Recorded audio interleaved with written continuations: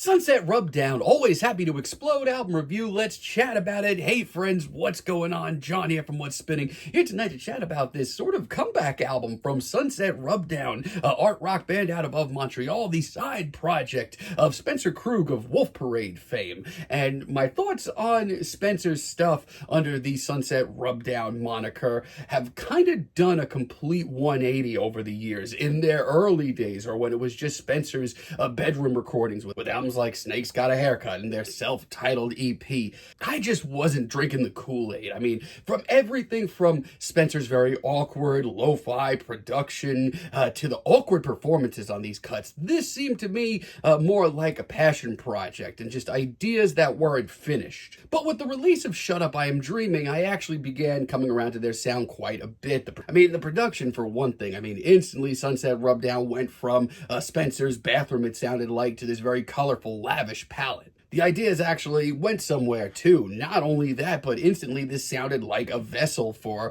Spencer's weirder ideas and not just some passion project. And by the time Random Spirit Lover came out, hot take, I was much more into what Sunset Rubdown were doing than what Wolf Parade was putting out. Even the last time we heard from them with Dragon Slayer, I thought this album had a whimsicality to it that I couldn't say no to. And yeah, it wasn't as consistent at the end of the day. It's not their best record, but there was still a lot to like there. Now, that was a whole 15 years ago. That album came out in 2009. Now, that was a whole 15 years ago. That album came out in 2009. But Sunset Rubdown are back. They released a few singles leading up to this record, but I opted to just kind of go in blind. I was curious to see where they're at.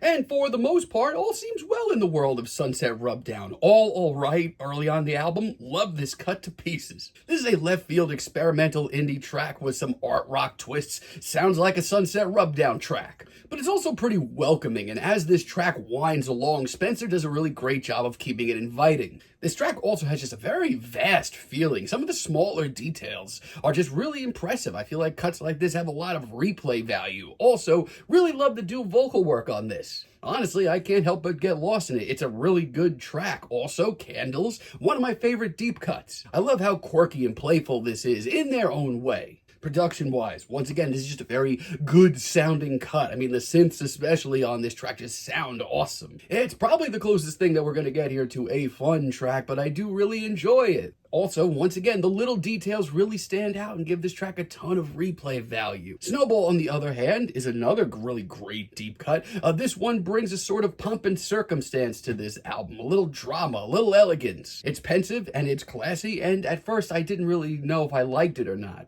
But once again, it builds really nicely, and mostly due to just how pristine this production is, this track ends up coming together really nicely. And the synths just sound incredible once again. And yeah, Spencer's performance on this track is one of his more subdued, his less animated performances, but it's also one of his most heartfelt. It's a really graceful cut, and for the most part, this album is decent, but to an extent, I am a little underwhelmed. Like Losing Light that kicks this album off. I'm sorry, my friends, but this is just not what I signed up for. Yeah, it's warm and inviting, but this is just way too much of a ho-hum indie tune. It just sounds like a very, very, very lukewarm modern Wolf Parade track. Not only that, but the performances all around are just kind of underwhelming. We're just better than this. Also, Ghoulish Hearts, this is a rough one. Probably my least favorite track here. Not only that, but I feel like some of the worst cuts here are some of the longer tracks. Now listen, this is one of the weirdest and genuinely most hard to place tracks on this entire record. That's not the issue, but this plotting instrumental that just keeps getting lost within itself. Please, God, help me. They pour so much into the aesthetic of this track that they actually forgot to, write something interesting. And on top of that, there's just no progression here. We're beyond this. And Fable Killer as a finale maybe not be bad, but it's just so unbearably middle of the road. It just sounds like 5 or 6 other tracks on here, but those were much more interesting than this. It just feels so flat to me. I barely have anything to say about it. Thankfully, though, the rest of this album is actually pretty cool, and I'd still probably take this album over, a new Wolf Parade record right now. Reappearing Rat, I think it's the best track here, and it was an awesome single that dropped prior to this release. And listen, this has been one of the headiest and hard-to-place records from Sunset Rubdown that we've heard in some time. But this is the breeziest and most instantaneous cut here, dare I say catchy, and I don't realize how much I needed that. that. It's a very memorable indie tune. Also really love Cliché Town. Once again, this brings in that drama, that elegance. I'm impressed. That alone is a reason to check this track out, but on top of that, Spencer's performance may be his most emotional here. The harmonies in general are great, but Spencer's performance actually melts my heart.